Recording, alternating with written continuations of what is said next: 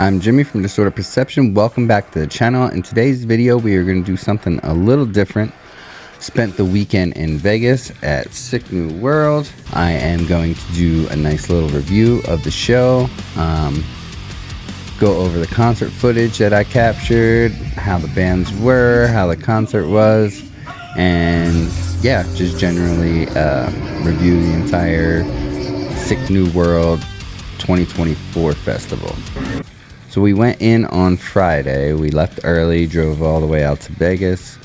We got there, we checked in at the Circus, and then we went right next door to the festival to get merch. I ended up getting this hat. I got this hoodie. My girl got some things. It was pretty busy. The line was very efficient. Actually, I'll include the picture. They actually had a little picture set up so you could see everything that they had on sale, and by the time you got to the front of the line, you could just pick it out and already knew what you wanted, and they kept the line moving because the line was pretty long and it stayed long all day, but they were getting people in and out. It's always great to get your merch early, at least I think so. That way you're not stuck carrying around merch all day. The people who didn't do that, and those lines were so long all day, were not moving, so people spent the majority of their entire festival experience being stuck in a line, and you could only hear one stage. And so we were very thankful we got our merch the day before. We could just enjoy the show, go from stage to stage. Or an upgrade from last year that had nothing to do with the promoters was the weather. Last year it was in the mid to late 90s in Fahrenheit, and it was so hot.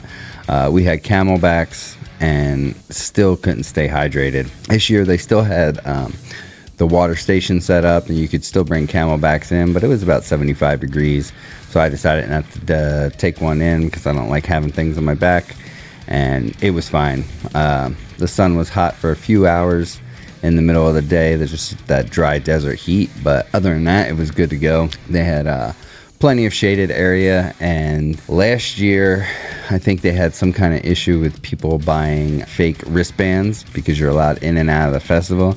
So the festival was so overcrowded. All of the shaded areas were overcrowded. Everywhere you could cool down was overcrowded. The entire festival was overcrowded. This year they sent you wristbands that had a RFID or RDIF, whatever chip in it that you scanned yourself in, and they were like one of a kind, so they couldn't be replicated by scalpers outside. So the festival, although there was a ton of people there, it's a big festival, and there was plenty of places to get under the shade, sit down for a little bit. It wasn't overcrowded, any one area. That was the other thing. Last year, it wasn't too bad, but it was hard to get a drink or get food. I don't know if they had more vendors this year, but the entire, when you walk in, both sides of this long entranceway where the Sick New World archway was all drinks and food, and then every wall throughout the entire festival was bars, drinks, food, and then they had a whole center set up with even more rows. So no matter where you were in the festival, if you wanted to go grab a drink, you could walk right up, maybe one or two people in line, or nobody in line. Or if there was a line, you could walk down, 20 feet and walk right up, grab a drink. The bathrooms were really clean. They had plenty of bathrooms.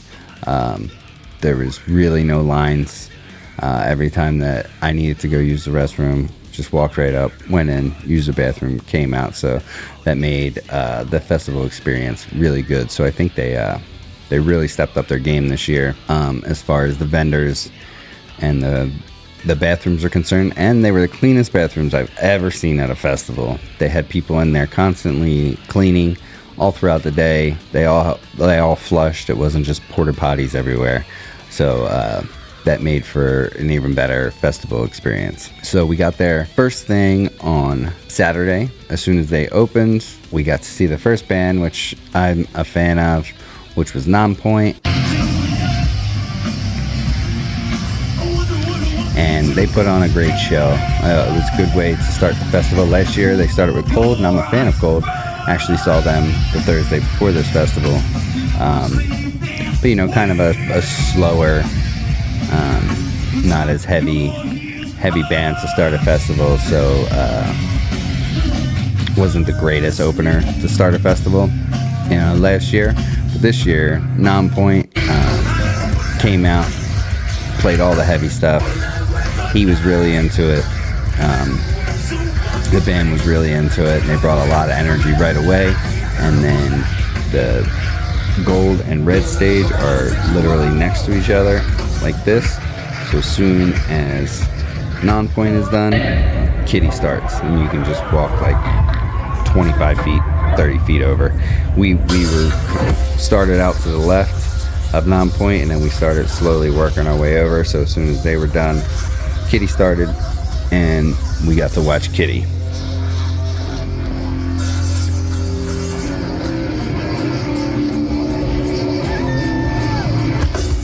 And Kittie was good. The sound was a little funky for them for whatever reason. Couldn't really hear the singing.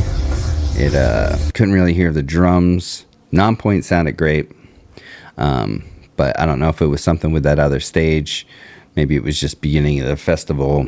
Danny Elfman was on the same stage later in the day, and he sounded the best out of pretty much any band I heard the entire day. After Kittie, we walked around a little bit, checked out the entire lay of the land, came back over, caught a little bit of Spirit Box.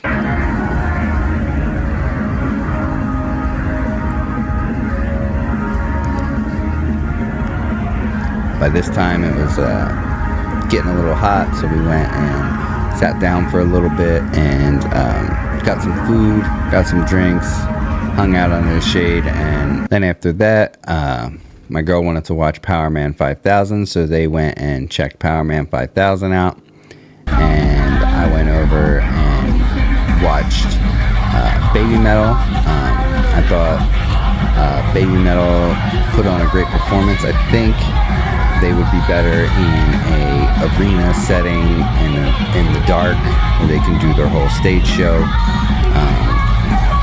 It was hard to get up close, so I tried to watch it from afar. I took some videos. They sounded great, but I couldn't, besides looking at the giant screens, which was really cool. They had giant screens on the side of each stage, so even if you were way in the back, you could watch what was going on the stage without, you know, having an eagle eye or trying to super zoom in on your phone and see what was going on. So the sound was really good everywhere you were, as long as you were in front of that stage while they were playing, and then you could focus on the screens and kind of see what was going on. But they seemed really into it. They seemed excited. They put on a good performance, and Sue sounded good as usual. I couldn't really get a lot of the choreography because they were like long, like almost like 9x16 screens. They could only kind of focus on one person at a time. But overall, really good performance.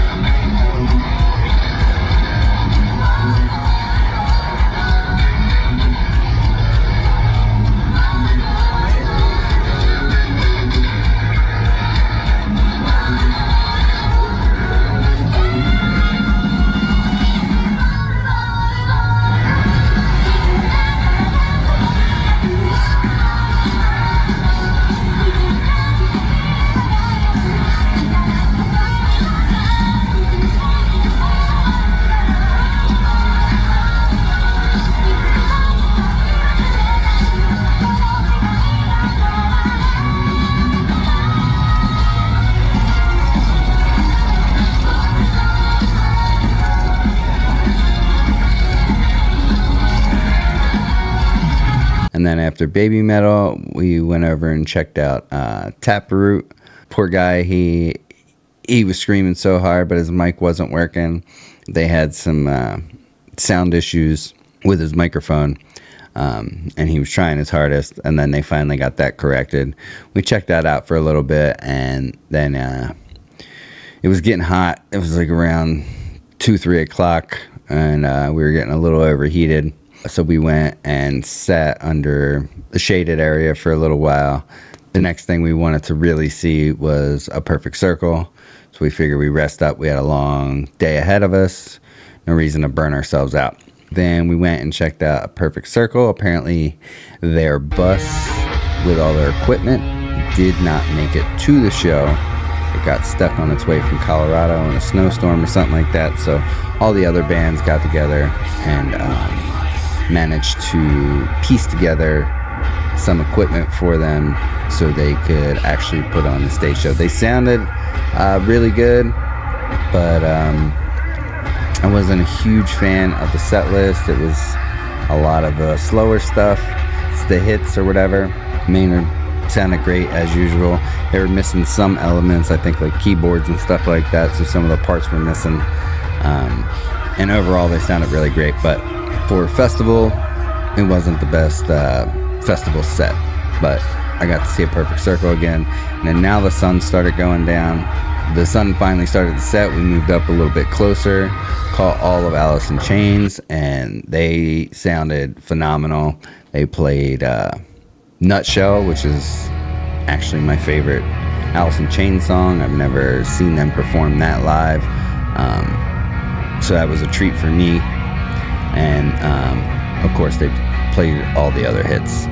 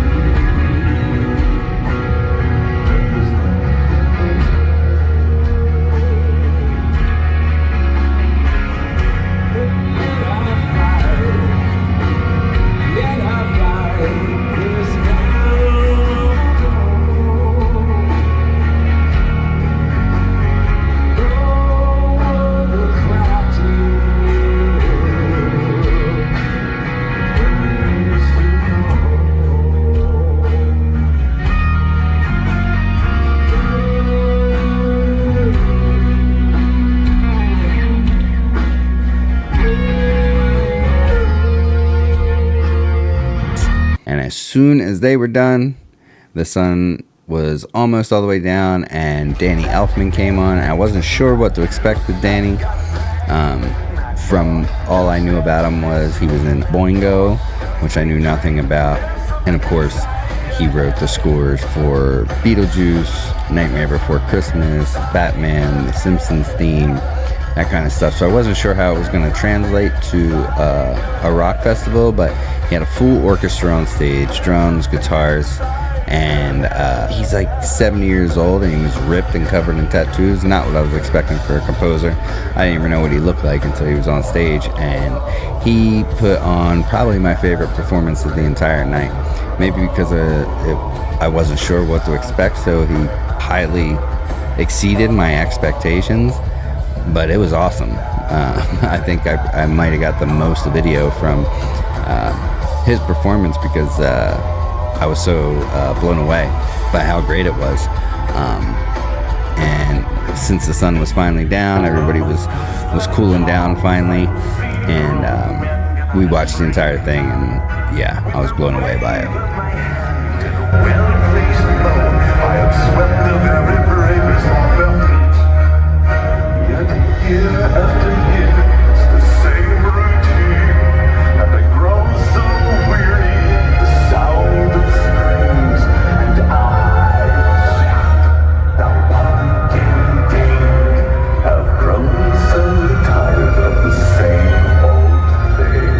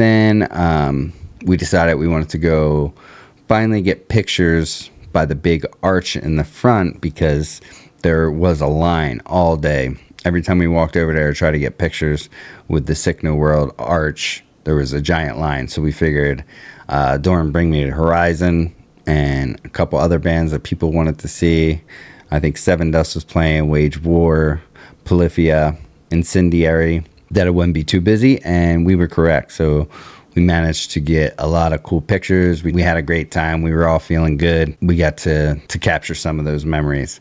And as soon as that was over, it was time for Slipknot. Now, I've been highly critical of Slipknot lately. I've been a fan of Slipknot since '99, but the way they kicked Jay out of the band, and yeah, you know, all the little personal stuff going on with Slipknot, I just was not the biggest fan of Slipknot. But they came out in the old school masks and they put on a hell of a show, and the set list was amazing. It was all the older, heavier stuff, just got the crowd really fired up, and they sounded great. I know I saw some reports of it not sounding good, but from where I was, it sounded great.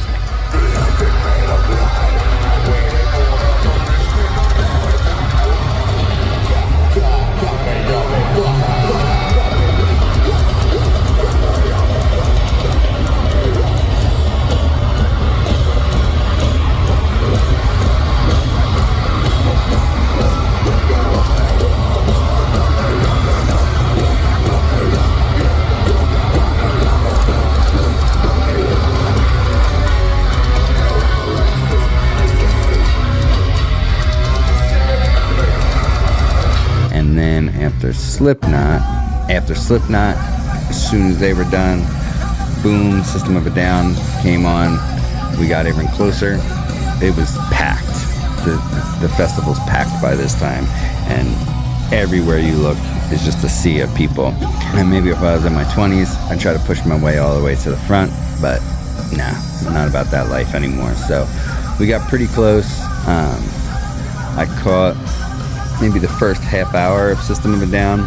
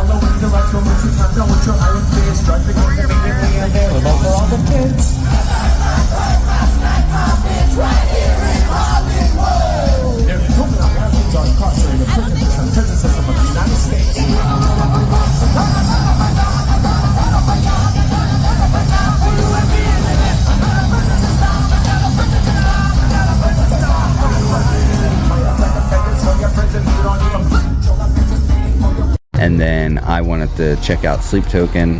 I was pretty upset when they first came out with the lineup that they both were on at the same time.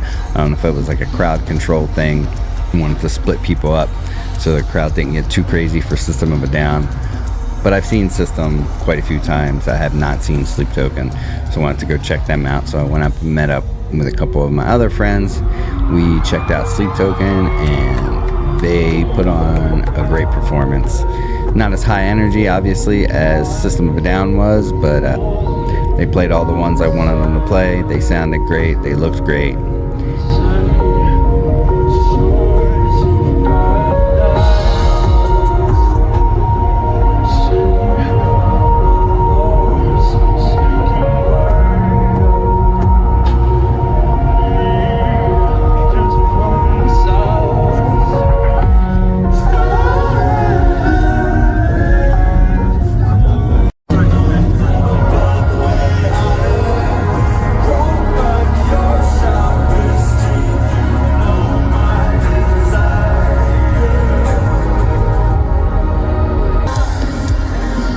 And then when they were finished, I walked back over to meet my girl, caught the final song of System of a Down.